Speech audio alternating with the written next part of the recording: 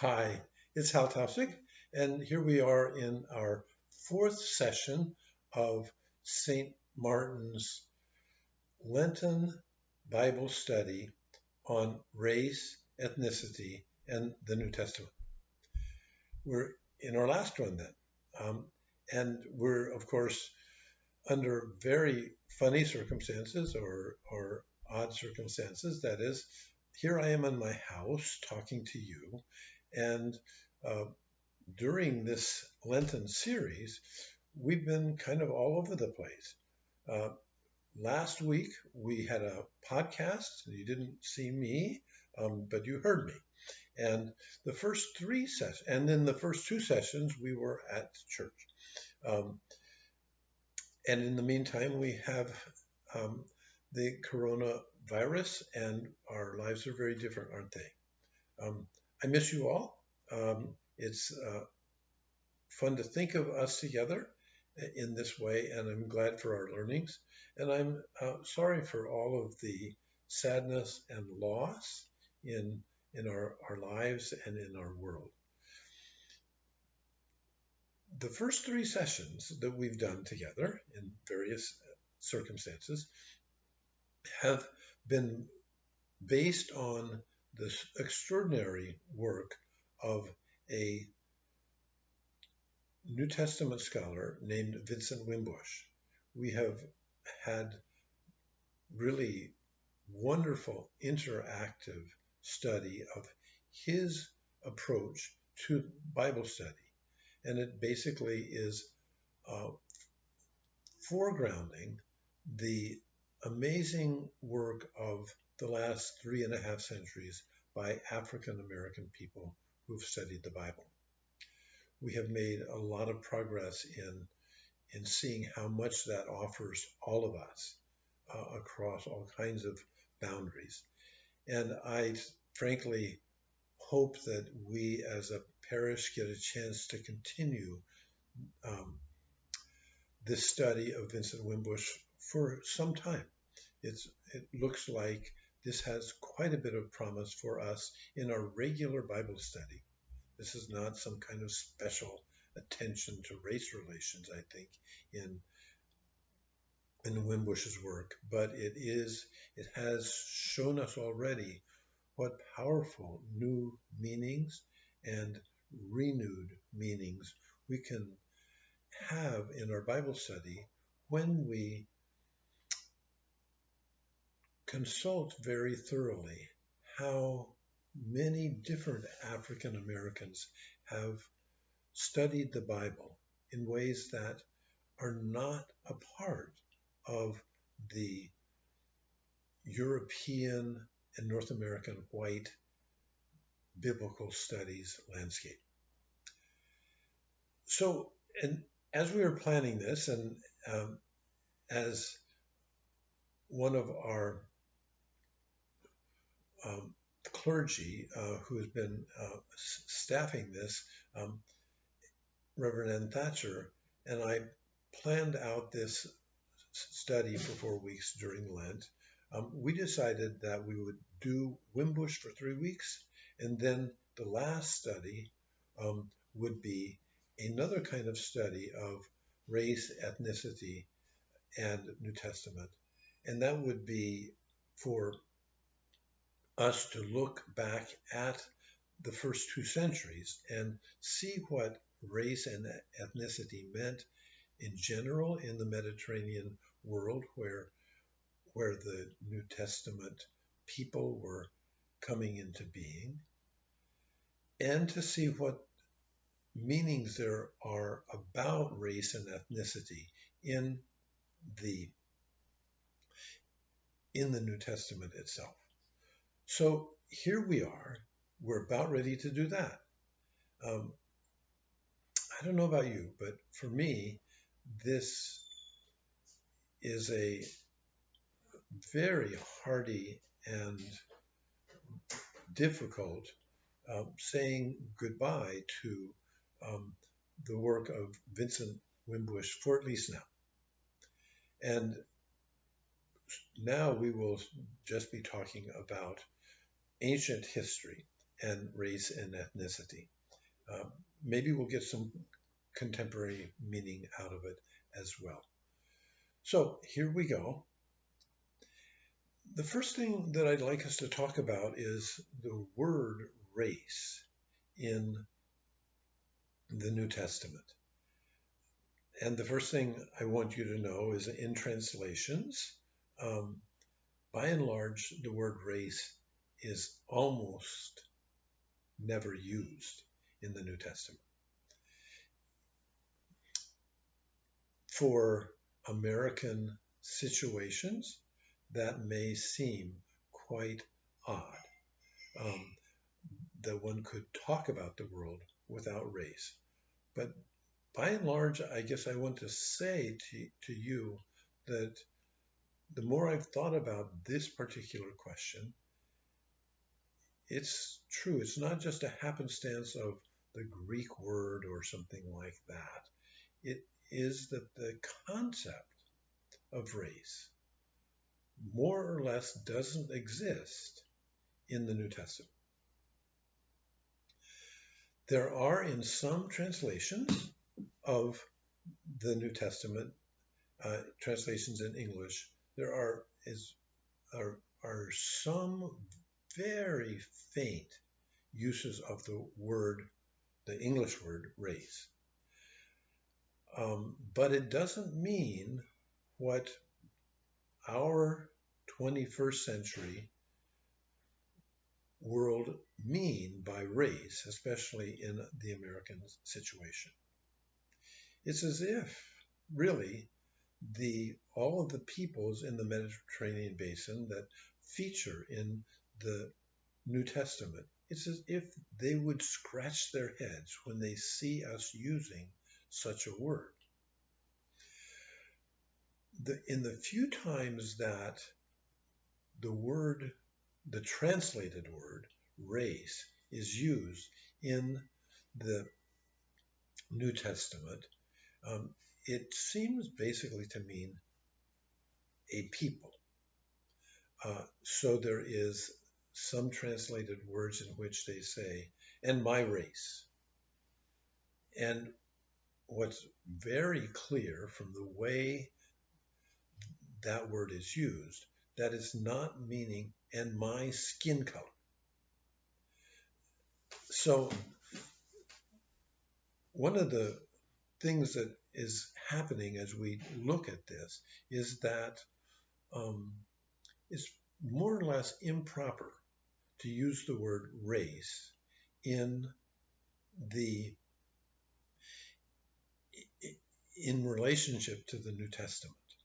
It basically is another word for a particular people. So that race or this race, and in the New Testament, when that is very occasionally used, it doesn't mean that skin color or this skin color. It's in that way, it's a rare and bad use of the term race. Now, what's interesting to me, and if we could only talk together, I'm sure that this talk would be better. But what's interesting for me is I'm not sure that I want to give away the word race in this conversation as more or less Americans that we are. I'm glad some of us aren't Americans in this church. But it is true that there is a reality of race in the American situation. And so I don't mean to say that we shouldn't be talking about race and that we should not be thinking complexly about race. I think, however, that the complexity with which we in our peculiar Americanness, or one might say sad Americanness to a certain extent, that we can't lean on the New Testament for sharing any kind of racial perspective. The world, the Mediterranean world, simply doesn't know about the way our last 350 years or so have what that word has meant to people in all its tragedy and complexity. Why I am holding on to the word race to a certain extent is not because it's such a good word now or later, but because what has happened in our particular American situation, I think, and again, if only we were talking together, we could um, notice where some of my thinking is not helpful.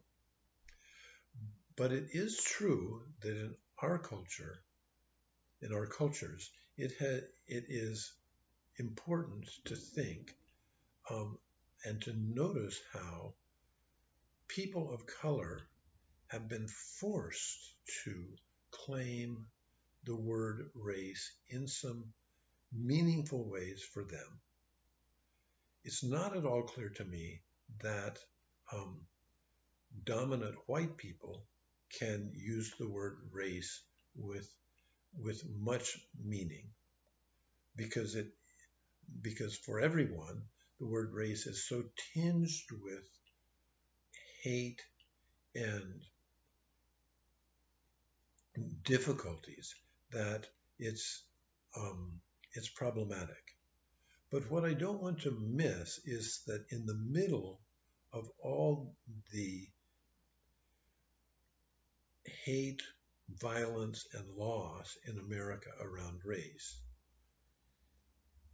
people of color have used the word in very creative ways to reject racial violence and racial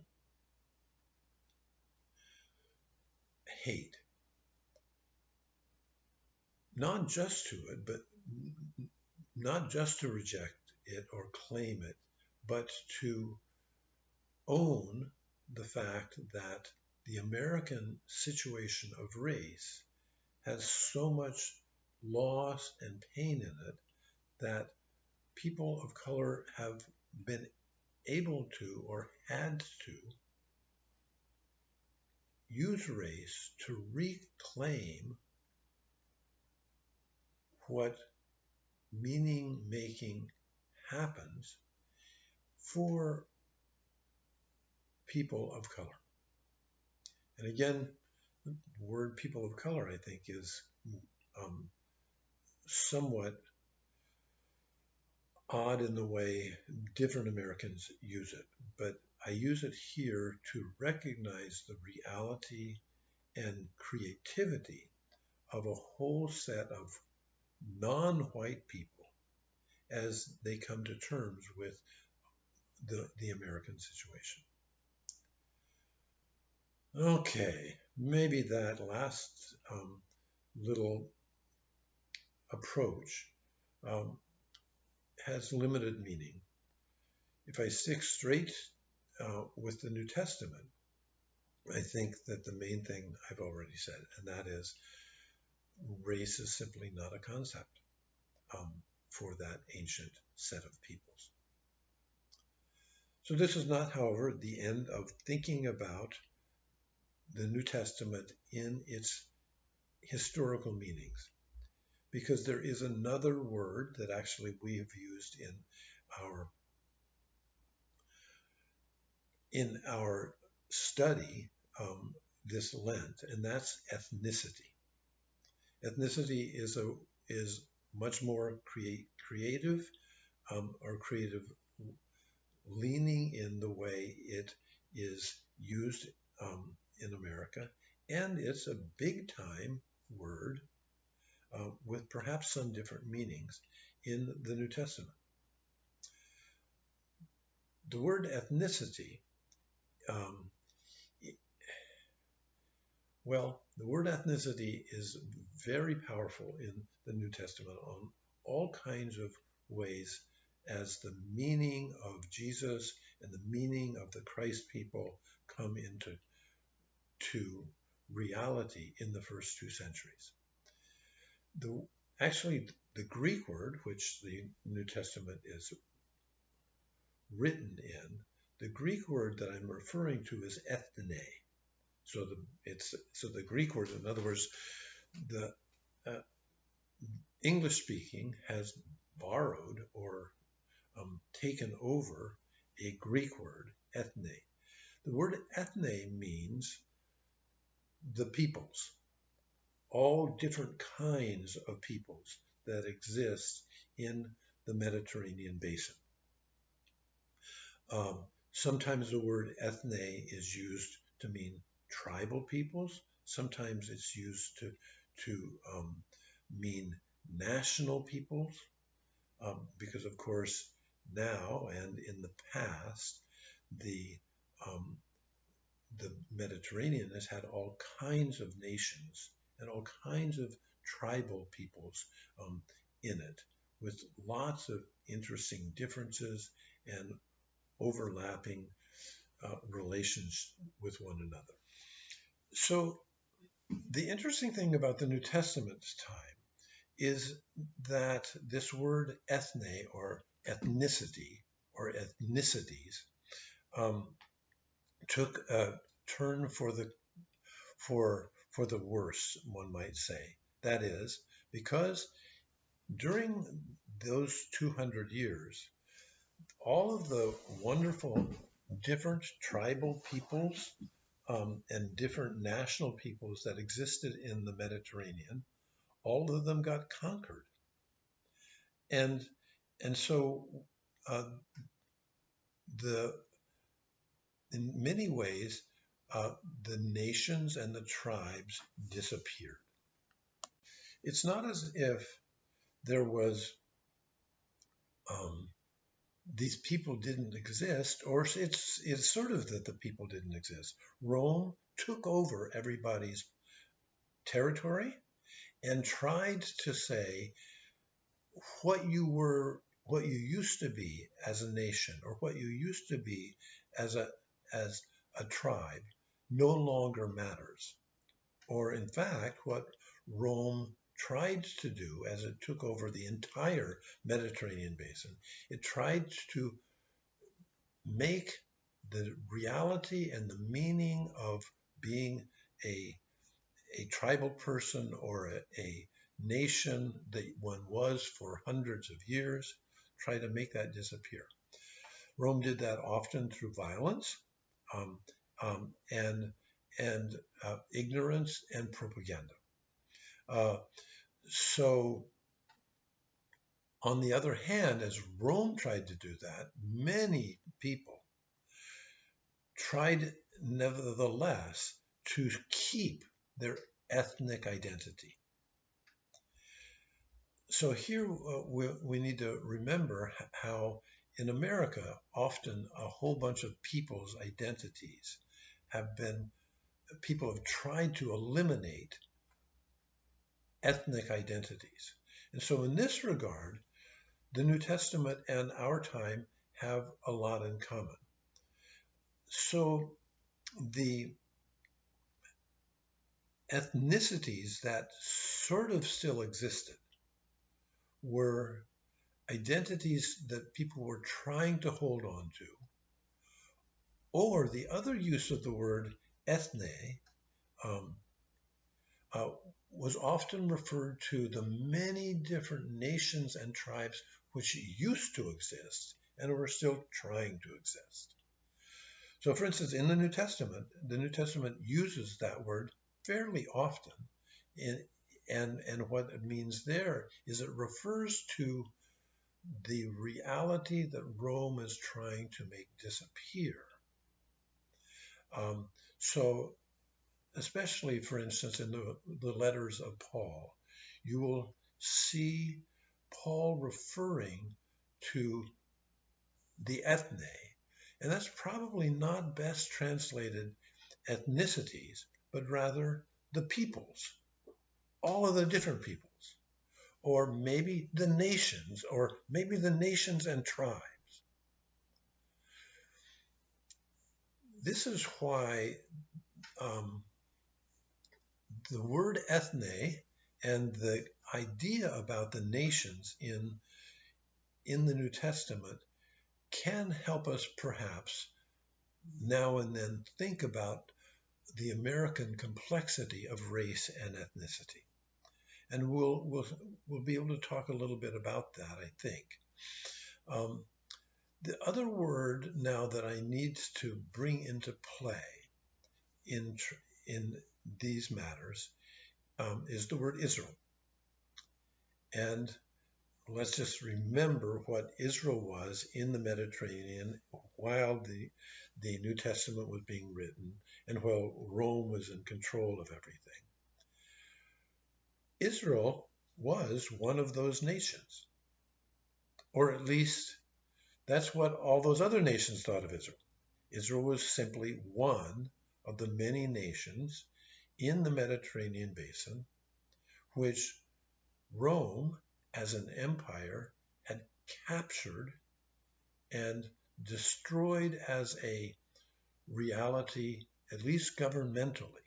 That is, what Israel was a nation on its own, and Rome destroyed that nation as such, while the people of Israel, just like all the other the other ethnicities, the other peoples of the Mediterranean, Israel tried to hang on to being Israel, even though it was tortured and beaten and robbed by Rome over and over again. But here is another funny way that the word ethne or ethnicity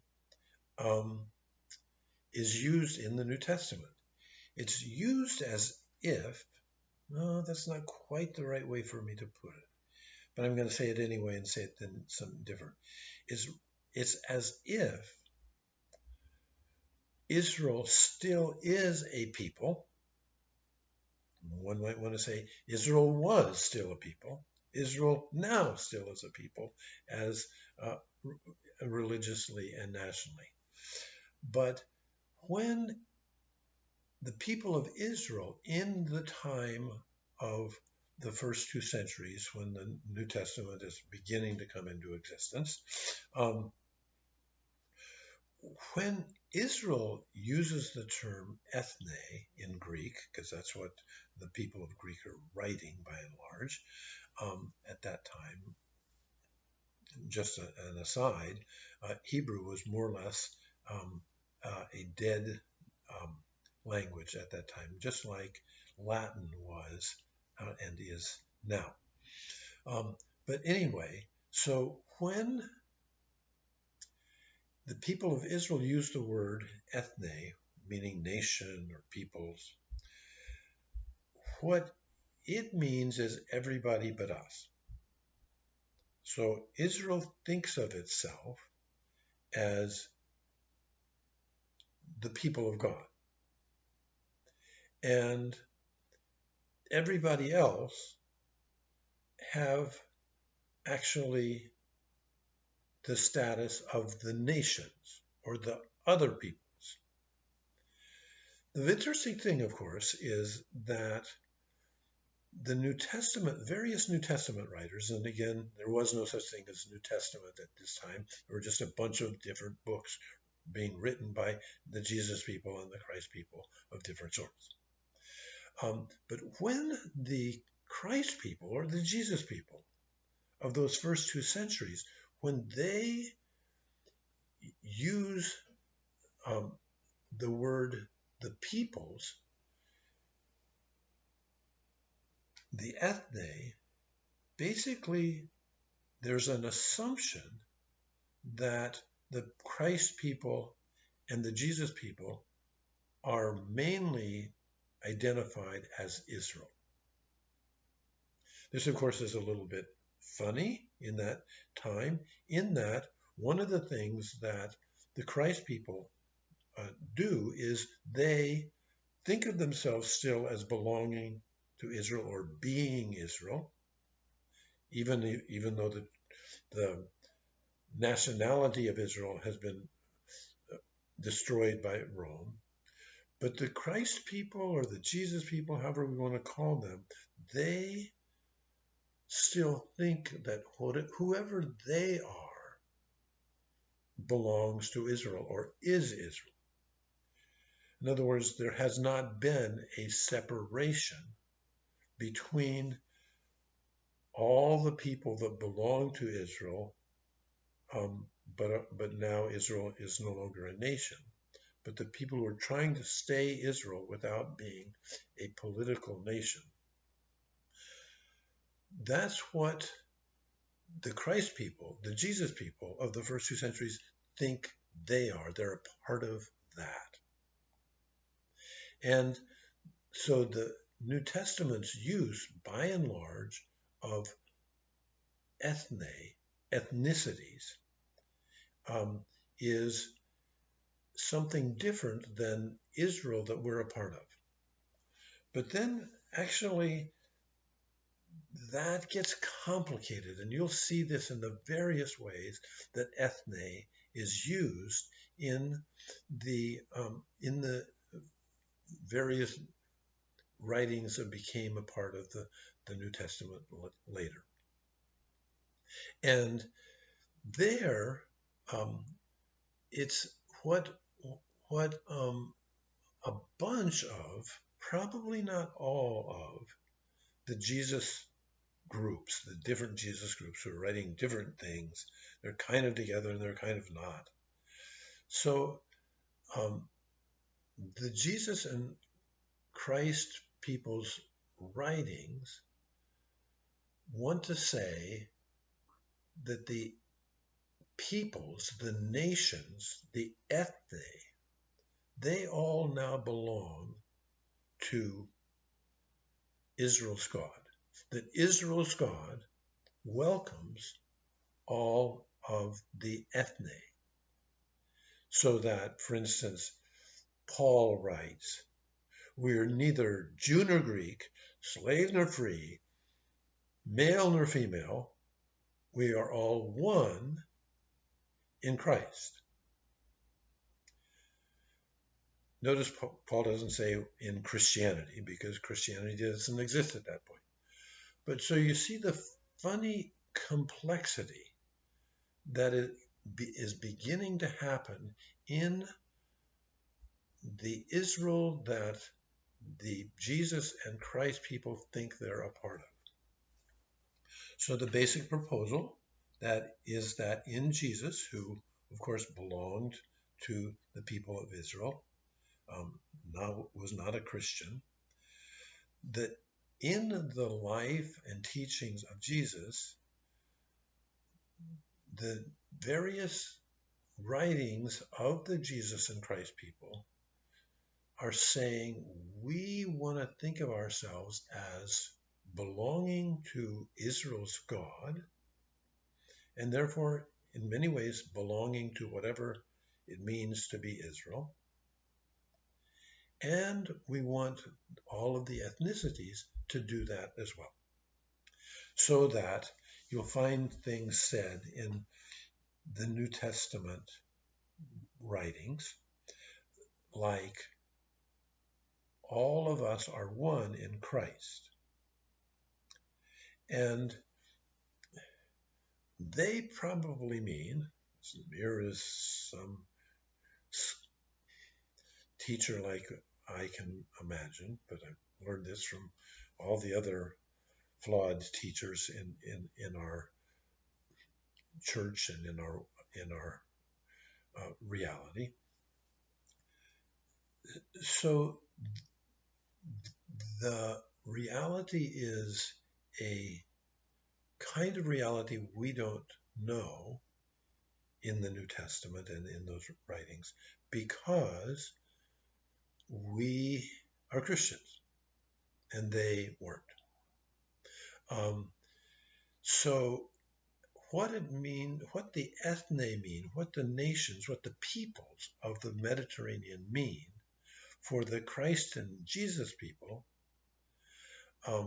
is one big new kind of world under the loving care of Israel's God.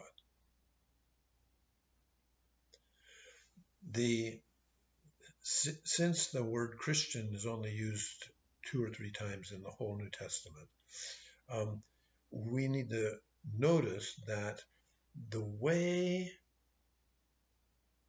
all peoples in the Mediterranean are invited to come together is in Jesus, as they all are invited into the big Israel God's love and power. That, of course, has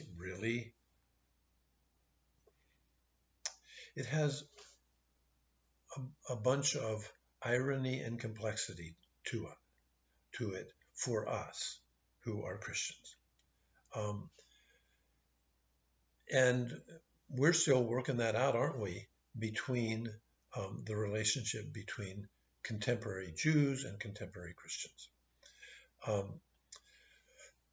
So ethnicity then is sort of the right word, is sort of a New Testament word, and is sort of not a New Testament word, because for us now, ethnicity is a word about different peoples, but it doesn't take care of the reality of the first 2 centuries, when basically the Jesus movements and the Jesus peoples of that time were feeling that God, the God of Israel, was calling them into a deep, loved relationship with all the rest of the people in the Mediterranean basin. So that, in that way, I think that our American situation now, in which it's helpful for us to acknowledge the very different people in both America and beyond, and talk about it as ethnicities. What's good about that is, of course, that it's a recognition that there's not just one American people, but that there's all kinds of different peoples in the world and in America as well. I'm probably not putting this together right, but I'm trying to stick with the New Testament or the New Testament writings, and how they are giving themselves to God in a way that they understand their world to be made bigger. Or another way of saying that is, I think those Jesus people and Christ people of the first 2 centuries would say that Israel has, as just one nation, kind of missed the boat on what God wanted. And Israel should think of itself as where all peoples can worship God and where all peoples can live together. The Christ people, as they're writing in the first 2 centuries, they find places in the Hebrew scriptures where that's said, especially in 2nd Isaiah, the second part of Isaiah. The Christ people of the first 2 centuries find a message that says, when Israel was conquered by Babylon, and then Persia conquered Babylon and conquered Israel together, 2nd Isaiah thinks that the emperor of Persia is going to come and free Israel, and that Persian emperor is going to convert to Israel's God. And therefore, the whole world will worship Israel's God, since the Persian emperor controls the whole world. Well, it didn't work out that way, did it? Um, uh, but it was really, Second Isaiah was a really important book because in Second Isaiah it found this blending of all of the nations, all the ethnicities together under Israel's God, and with the teachings and life of Jesus as a central sign for this new kind of world. All right, there's now one other word that we need to look at very carefully, and it's not either race or ethnicity. It's not completely clear, is it, how much headway we're making on race or ethnicity either in this talk. I hope it's going to be of some help to you. But remember, as I've said often to you all in the first part of this Lenten program, I make a lot of mistakes in trying to understand this stuff. Um, and you need to think of me as especially when I talk about the ancient world, as probably not representing it correctly. It's really hard to talk about something that happened so long ago without enough information. Anyway, one of the other acknowledgments of what you're up against when you and I talk.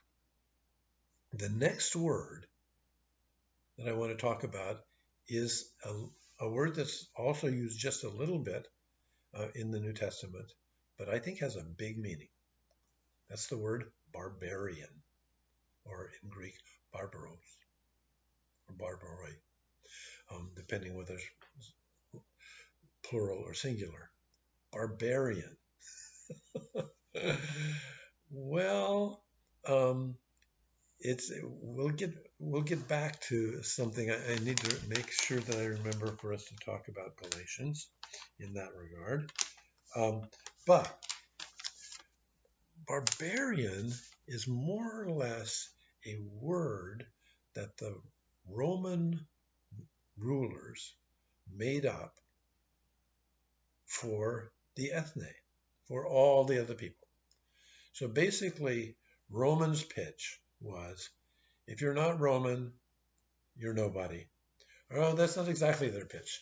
The Romans took over Greece and really admired Greece's culture. So they would probably say, if you're not Greco-Roman, that is, in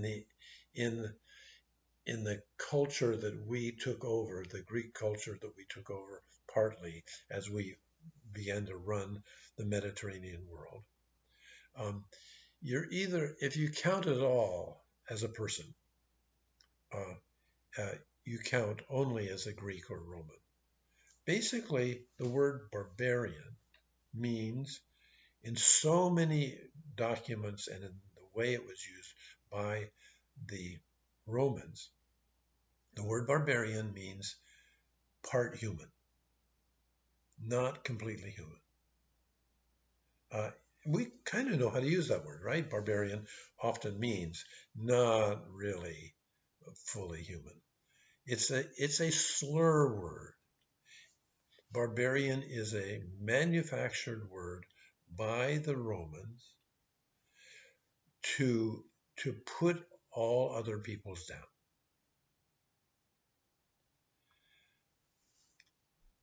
So if you're walking along the street in Egypt, or in Syria, or Israel, or Spain, or North Africa, if you're doing that under Roman rule, and let's say the Roman, a group of Roman soldiers come by, they say, you don't matter. We're going to do this or that bad thing to you because you're just a barbarian. Even though, let's say, Your whole people, before the Romans took you over, in North Africa, had a spectacular culture and sense of self. The Romans would knock you around and say, you're just a part human, you're a barbarian.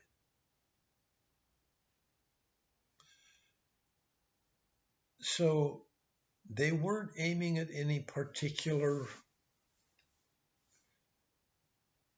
language spoken, color of skin, or anything. The Romans were just putting everybody down but them and sort of the Greeks. Now, the interesting thing about the way the word barbarian is used in the New Testament, it's really only used twice directly. And in both cases, it's used in a positive sense. So, in other words, the New Testament, in its brief, it basically, of course, doesn't like the term barbarian because the term barbarian is a slander, is prejudice, has nothing to do with the love of God. If you call someone a barbarian, that has nothing to do with that. So by and large, the New Testament doesn't traffic in barbarian, but it does use it a couple of times, both in the writings of Paul and both in, I think, ingenious ways. One is Paul in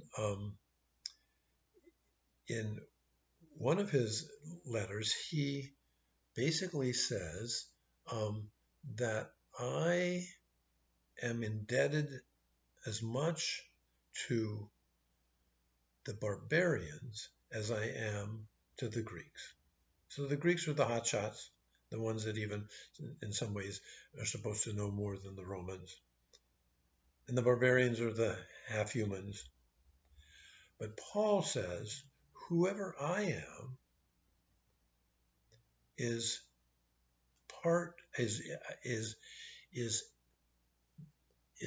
belonging to being a barbarian at least as much as it is belonging to be a Greek. In other words, the thing that Rome says is great about being Roman or Greek, Paul says, yeah, that's a part of reality, but he says it's just as much a part of reality that the barbarians belong as well. That he says basically, I'm a barbarian and I'm a Greek, meaning the most admired and the most hated and vilified.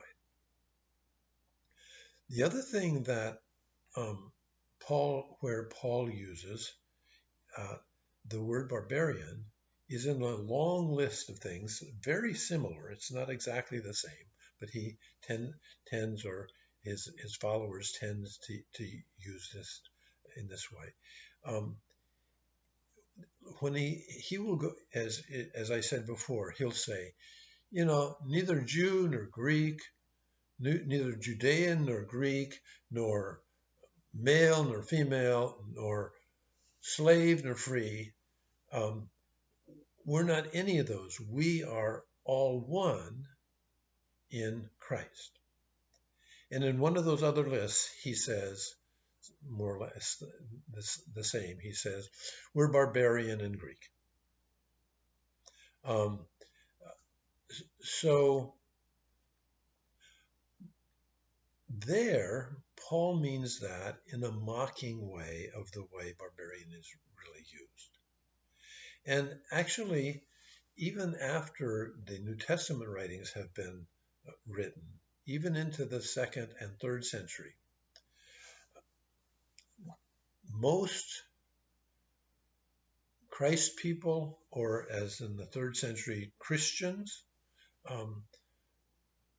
they claim the insult of barbarian as a way of standing over against the violence and vilification of the Roman rulers. This gets me to what I was wanting to say about the word Galatians. Some of you know that there is a book of the New Testament that Paul wrote, and it's called the Letter to the Galatians. A number of scholars of our day have noticed that this is probably another one of the things that Paul is doing to make fun of Roman hatred about other peoples.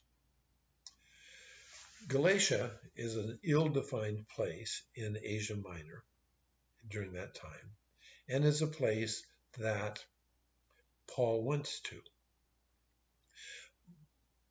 There, Paul discovered that most of the people that lived in the northern part of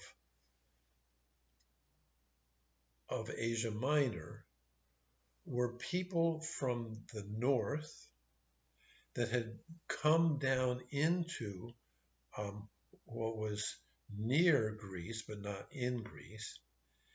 And they were the Galatians were by and large the people that Rome and Greece loved to make fun of because they were barbarian. They were the northern people who didn't count. So isn't this, I think, rather wonderful that Paul writes a letter to what probably really means when he says the letter to the Galatians. This is also almost certainly for most people in the Mediterranean basin a slur. The Galatians are basically the barbarians, especially barbarians. And so Paul writes a letter to the people that the Romans and the Greeks think are the worst kind of people, or the half people. So in many ways, it's especially the person who's done this most beautifully in scholarship of our day is Professor Brigitte Hal. And there she says, in her work, she says, the letter to the Galatians really means the letter to the barbarians. And it's meant ironically in the same way that Paul means a lot of things in his trying to bring people together from all kinds of sexualities, all kinds of stations in life, all kinds of economic situations, and all kinds of nationalities. I want to say one last thing about this messy vocabulary and complex good news in the writings of the early Jesus people and what became the New Testament. I want to bring up one last word, and that's universal. I think some people have taken the writings, some of the writings of the New Testament, and some of the writings of Paul especially, and they have said that what this is a universal message. That is, aren't we all the same in God's sight? Has a good point to it, doesn't it? One of the things as we work on meanings around the word race and ethnicity and meanings made in the New Testament and through the New Testament, one of the things that we've begun to notice is that a universal message may miss something about this complex way that the New Testament rejects the term race as something usable and plays with complexly the word ethne or ethnicity. And what the thought that the Christian message is universal may be missing is that difference. So when Paul is very interested in neither Jew nor Greek, slave nor free, male nor female, it seems like there's a real possibility that what to be in Christ is not to be all the same, but to be a reality, a body, as Paul says, that has differences in it.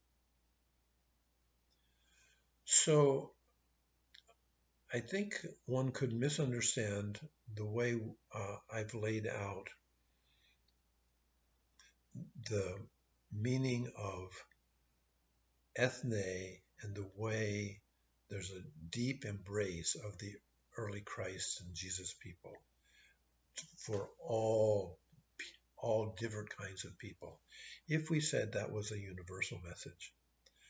I myself am interested in working on thinking about the body of Christ in the New Testament and this deep welcome of all kinds of different people, not as an erasure of all differences, but as an acceptance of us together with all of our differences.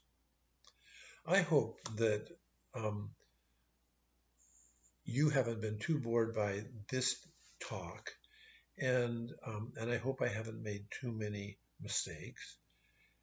And most of all, I hope that what we did in the first three sessions isn't dimmed as we worked with African Americans and the Bible in the work of Vincent Wimbush.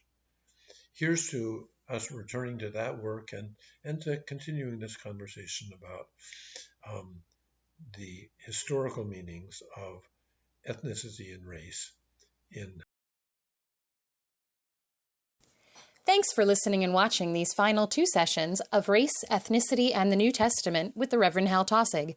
If you're interested in continuing with Bible study, please visit our website, stmartinec.org/biblical-studies for a list of options offered digitally during the pandemic. If you like this content, we'd love if you would make a donation in support of our ongoing ministry. Online donations are preferred at this time. Please visit stmartinec.org/give. Our buildings are closed, but worship continues digitally on our website, as well as on our Facebook page and YouTube channel. Visit stmartinec.org/worship to connect with Sunday and weekday worship. You can also visit stmartinec.org/Holy Week Easter for the full schedule of our Palm Sunday through Easter Sunday worship services. And of course, you can always stay in touch and learn more about what's going on at St. Martin's and with our other programs and ministries by visiting stmartinec.org and looking around. Thanks again for joining us.